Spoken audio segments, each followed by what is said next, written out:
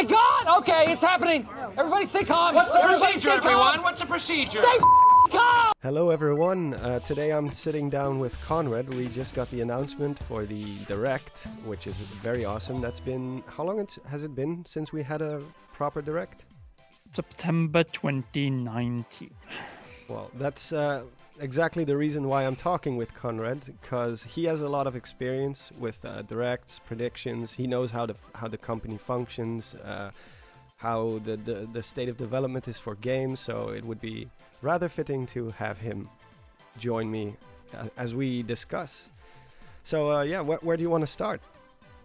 Obviously, we have to start with Zelda because Mario has finished its anniversary with Super Mario 3D World plus Bowser's Fury, and we are just a couple of days away from Zelda's anniversary on February 21st. So it makes sense to, I think the way we're going to do this is very simple. We're going to begin with Zelda and we're going to end with Zelda. Because there are a couple of other anniversaries out there, so we'll try to take those in the middle, and then before we return back to Zelda. I think that's the perfect layout. Sounds like a plan. All right, cool. So what are your predictions in terms of Zelda? Well, first and foremost, what we're being mentioned here is that the presentation is 50 minutes. Mm-hmm. But they had emphasis on Super Smash Bros. Games that are already out. And when they talked about upcoming games, they just talked about games coming out within the first half of 2021. And that means up to end of June, because that is the end of the month, and they are going to save the summer stuff, July, August, September, November, October, November, and so on, for later. So what I expect is we're going to just talk about the games that are coming out. So we have still a lot coming out in February, since this Direct is early enough to be there. So I just don't think I wouldn't expect any sort of Zelda games of bigger caliber until say May, June. So we're gonna get the reveal, and then we're probably gonna have to wait until May, June, because we already in March have Monster Hunter Rise, and then we have new Pokemon Snap at the end of April, which already fills it out. February is more packed as it is. We have Persona 5 Strikers, we have Bravely Default 2, which is probably going to get some more information. We're going to have an announcement of a Super Smash Bros. Probably the next Super Smash Bros. Ultimate DLC character and pack. So in terms of Zelda, I think we're going to see a reveal of a game that is celebrating an anniversary. And there are a couple of alternatives in that case. Obviously, we have Zelda NES, which is turning, as we all know, 35 years old, along with the franchise itself. The problem there is that I think they're going to stick it to like a smaller thing, like, you know, the Game & Watch that they did for Super Mario, or a special release or a special Zelda Switch that encompasses, say, a gold Switch, because we haven't had a proper gold Switch yet with the Triforce and so on, and so that they can have one now basic model and then one when we know the game we all want to come out sometime. Breath of the Wild sequel comes out, so they can have two different Zelda bundles, much like they did with Mario with Super Mario Odyssey, and now for the 35th anniversary, which just came out. So in terms of the games, I see two possibilities, and I've highlighted this in my own videos, that if they're going to do remakes, I think they want to stick on the titles that are heavily connected to Breath of the Wild and its sequel. And that is obviously the Hero of Time games, or his legacy. So Ocarina of Time with Ganondorf, well, more the Ganondorf games actually. It's Ocarina of Time, Wind Waker, and Twilight Princess, all three games up to this point where we have played and fought against Ganondorf in some sort of form. And that is one possibility. We can get more. I don't want to drag this too much out. And the other one is obviously Skyward Sword HD, because it's the 10th anniversary. It came out during the 25th anniversary of the Zelda franchise. And I really think that the time for Skyward Sword it is now or never. Because Wind Waker HD came out for the 10th anniversary of that game in 2013. Twilight Princess HD came out for the 10th anniversary of Twilight Princess in 2016. So I think that they're going to stick to this 10th anniversary pattern and give us Skyward Sword HD on the Switch. It's a motion control system. And even if they would go to the length of adding non-motion controlled controller scheme, then still think they are going to keep at least that mode of motion controls for those who want to play that. Yeah, you actually made a video about that, which was very interesting. For the longest time, I was one of those people who said, Skyward Sword, I don't know if it's going to happen, because, you know, the gimmick of the Wii, the motion controls, there's no way to recalibrate, but apparently some people have informed me, like, motion controls have come a long way since then, and yeah, I think if there is one game that deserves to be on the Switch, it is Skyward Sword, because it's the only game we don't have in HD, unless you're emulating, but you know, that's like official release of like an HD game, because the original doesn't look that great anymore. I think if they make it look more crisp, maybe like you said, add the option to not have motion controls, I think this game could be a new hit, because it was kind of a divisive game at the time, not because of its story or anything like that, or its art style, but it was a game which people either loved it or they hated it, and I was one of those people who didn't like it that much because of the advent of motion controls. So if I have the option not to use it, I will try that out, and who knows, maybe I will like the motion controls now, depending on how well they work, because we all know they didn't always work as good with the Wii. But yeah, I think, plus we also have to talk, if we're talking about Breath of the Wild and Breath of the Wild 2, like you said, it's a game that is heavily connected to Breath of the Wild. Even the original Breath of the Wild. You have the Springs of Courage, you have the dragons, which are all named after the dragon spirits in Skyward Sword. We have Fi in the sword, which is that was a pretty huge revelation, the fact that they call back to Fi. Yeah. And the goddess statue as well, obviously. The goddess statues, yeah, straight out of Skyward Sword as well. We didn't see that until Skyward Sword. So yeah, there is definitely a very good chance, and it also presents a chance to give something related, maybe a teaser for Breath of the Wild 2, if it's gonna be connected to the game as well. You're a pretty big... I think I will comment on that. I think I will comment on that towards the end of the video, because yeah. Breath of the Wild 2 is obviously not in the space of coming out in the first half of 2021. Yeah, and true. that is why I think one of these two games are likely going to fill out that space, because they obviously want to take advantage of the fact that they have Wind Waker HD and Twilight Princess HD remade on the Wii U, and that they can sell much better, like they do with all deluxe titles. Mm-hmm. So I have a feeling that they're going to still stick to that platform of a few new games combined with remakes and remasters. And one other franchise that have not had new games since 2017 is Monolith Soft and Xenoblade Chronicles. Yep. So I think that if we're going to get Xenoblade Chronicles X, which was also on the Wii U, after we got Xenoblade Chronicles Definitive Edition with Future Connected last year, Mm-hmm. I think that it would be around that time frame. And I wouldn't be surprised if Zelda and Xenoblade could actually be pretty close to each other when I think of it. Two remasters, rather close to each other, because these two games are games that can appeal, say, a month back to back. Say that we get one game in May, the other one in June, and that fills out this whole first half of the year very neatly. Yeah. Because Mario has now had his fix, at least for this half of this year, so I wouldn't expect anything from him until, say, September, maybe October. But I think that Zelda with a remaster, remake, port, and possibly Monolith Soft with Xenoblade Chronicles X, well, enhanced for the Switch, could absolutely occur. And that is one, and that puts out Monolith Soft, because there's no way we're going to see. Maybe we could see a tease of the new IP. It's much like in the situation with Zelda. We have teasers of what Monolith Soft is working on. We have teasers of what the Zelda team are working on. So they are in quite the similar situation. Yeah. The only being one is a sequel and the other one is a new IP, entirely new IP, which they also highlighted. And Monolith Soft is even working on both of them. So I felt it was just fitting to take that away before we move over to the other anniversaries, because we know that Pokemon has its anniversary on the 27th of February. Oh, So the question is if they are going to reveal the long rumored Gen 4 remakes, Diamond and Pearl, here in this direct. And personally, 50 minutes, it is possible, but these games are not coming out in the first half of the year. No, for Because sure. we have new Pokemon Snap in April. And that is a game that they want to focus on before they talk about the remakes.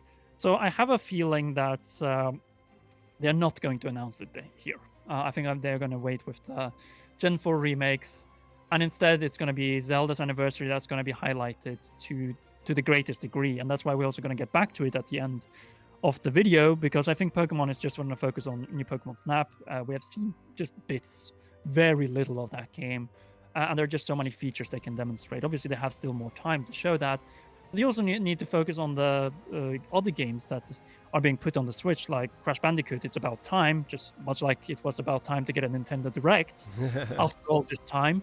Yep. And then we also have obviously Monster Hunter Rise, which is coming out at the end of the month with its own Switch bundle and Switch edition. And then obviously new Pokemon Snap. And the biggest lacking and void that was left in the calendar was May and June. And that is what this Direct has as its aim, its goal, and responsibility to fill out. They need to fill out May and June. And I wouldn't be surprised if that is Zelda and Xenoblade Chronicles X. That would be a very, very strong end by June. And Well, that is it also makes sense. Yeah. Yep. Yeah, it also makes sense because it's clear that they want to round off the first anniversary before they start the new one. We've seen that, like Bowser's Fury just released. It's almost like they were waiting for that. Like, all right, we have the Mario stuff out of the way now. Time for Zelda. And obviously, Pokemon is gonna have to wait a little bit longer. And I think the Metroid Anniversary is also this year, if I recall correctly, right? Correct, in August, yeah. Yeah, so they have those So- spaces in between to focus on. Would you say historically, how does Nintendo historically handle the anniversaries of its lesser? Not to say Metroid is lesser than Zelda, but in terms of sales, obviously it's a smaller IP. Metroid had a new installment for its 30th anniversary, but it wasn't the game everyone wanted. It was Federation Force, Oh God, yes. which was pretty much slandered for a lot of things. But it is building up to Metroid Prime 4 with its ending. So at least we got that from that game. Mm. But yeah, I think we could maybe see some remastered. Like if Metroid Prime Trilogy is coming out, then I could actually see it happening, say around August. So if they're going to go, say, slightly beyond that first half of the year, because August is still summer, then yes, I could see Metroid Prime Trilogy. And then we've had rumors for a long time of a remake of Super Metroid in 2D, much like they did Samus Returns. Other than that, not much. I don't expect anything Metroid Prime 4 in this presentation. It's too soon. Retro Studios is still hiring people, and it's still too far away. Yeah, they basically started from scratch. So that's and that was also another title that you corrected me on. I said Bayonetta. You were like, no, they're having too many hurdles. Yeah, they're in trouble right now. So probably no Bayonetta either. Like that game has it's pretty much being rethought at this point. And I wouldn't be surprised if Devil May Cry 5 impacted Kamiya's vision of this game. Because Devil May Cry was originally his franchise, and when he saw the leap that Devil May Cry 5 made for Capcom and even winning the best action game at the Game Awards, then I think that he started thinking that I need to rethink and think bigger for Bayonetta as well. And that's usually that means that we're going to end up with a bigger, better game, much like in the case of Zelda's delay, which gave us Breath of the Wild, instead of the game that we were promised that in 2014.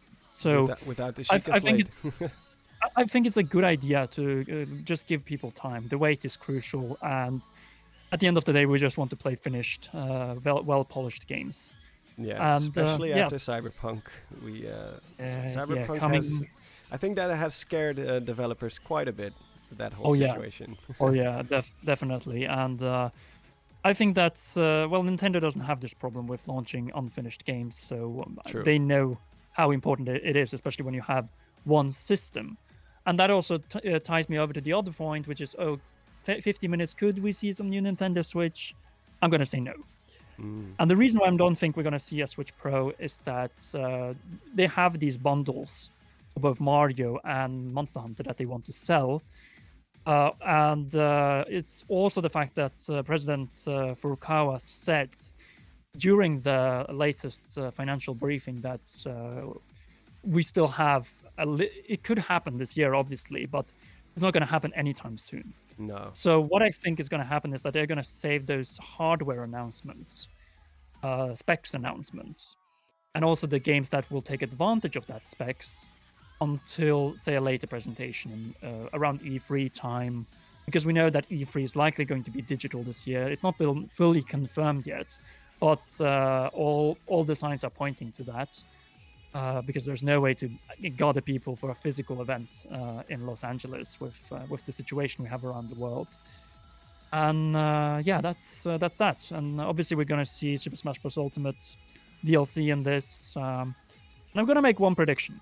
I think it's going to be Crash Bandicoot. Yeah, me too. I was about to say any predictions for that, but yeah, the announcement of Crash for Switch was just too perfect not to take that opportunity, because by the time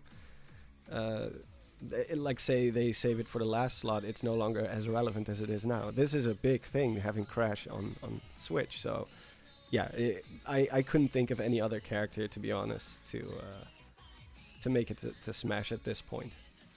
Yeah, and it also makes sense from this iconic platformer sense, because we already have Mario, we have Pac-Man, we have Mega Man, we have Sonic, and Banjo, and now the only iconic platformer that we're missing now from the big ones, that is Crash Bandicoot, and that also opens space for the next mascot of Microsoft, being Master Chief, being probably the last one. So that we have a Nintendo representative in that second to last, and then end off with Master Chief, and then boom, there's Super Smash Bros. Ultimate, all the most iconic mascots of all those years. And this prediction is going to turn a little bit longer than we planned, because there's a lot to talk about when you've not had a proper first-party Nintendo presentation. Yeah, I know. Close to 1.5 years. Oh.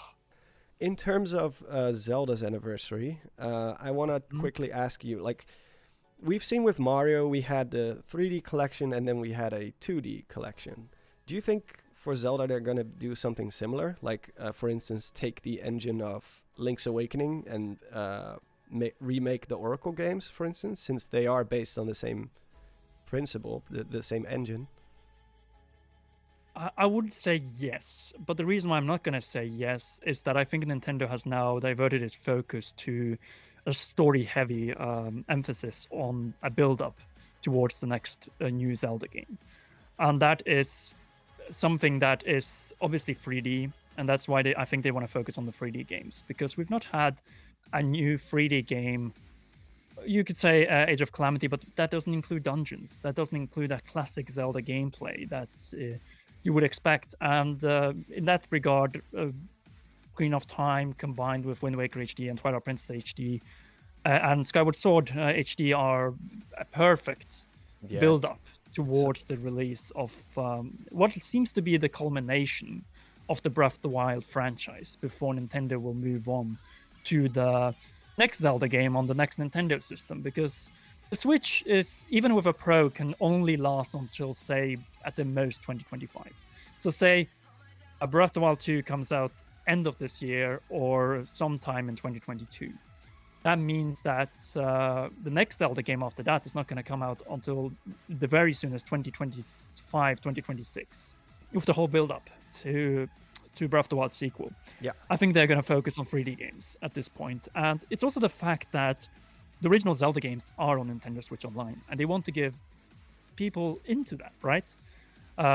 So maybe they could announce one of the other 2D top-down games for that platform, say the first Game Boy Advance games, instead of going through Nintendo 64 immediately.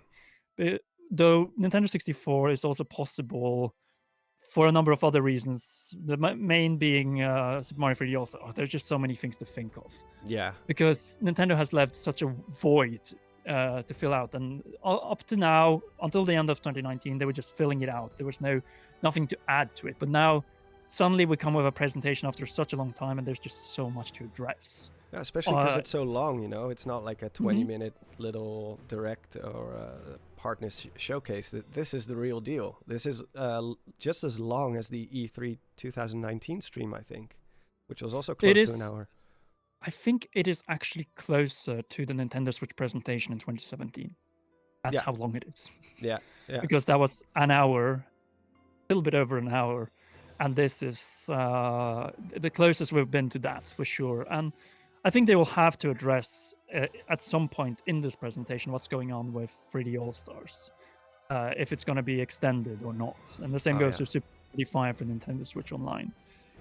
So it could just be that they go out and Zelda replaces it, you know, with a Zelda 35, with a multiplayer on the map, Zelda NES. Yeah, yeah. It's an idea that just came into my head, having like an online battle royale on the map of Zelda 1. That would actually be very cool. I was also thinking, remember that little demo they made in 2D before, like in preparation for Breath of the Wild? I was also thinking, what if they release something like that? Like, why not? You know, it's based on the original graphics. It would be pretty cool. I would love to. I just don't think it's going to happen. And the reason, these type of prototypes, you know, like the Game Awards 2014 demo of Breath of the Wild, and that prototype of Zelda NES, I just don't think we're ever going to see those released. Those are in the vault and they are used as development examples, but they're never meant for the public eye. Because the thing about the Zelda team is they don't release stuff that is fully polished and fully finished. Unless they decided to finish that experience. Well, I know a fan tried to, but it got shut down. Exactly. So, but that's just how Nintendo deals with these type of projects. But I think there isn't much else to say about this except for the fact if they're going to show something of Breath of the Wild, then my answer, the sequel, my answer I think is yes. Very brief example of it. Yeah, same here. I made the example in my video from yesterday where it's like what they did back then with Twilight Princess HD, where they show a little snippet of Breath of the Wild, which was the first time in almost a year that we actually saw something from the game. So, you know, it might be a little bit longer than that. Maybe we'll see actual gameplay. Who knows? But yeah, I feel like it would be fitting since all those games that you just mentioned that we talked about, the so-called Triforce trilogy, almost you could say, the games that feature, especially because you're gonna bring back Ganondorf, which we already saw in the trailer itself from E3. It would be nice for people who are new to the series to at least learn about who Ganondorf is, how he works, and because Calamity Ganon wasn't exactly a representation of what Ganon is or where he came from. There was very little left of the man he used to be.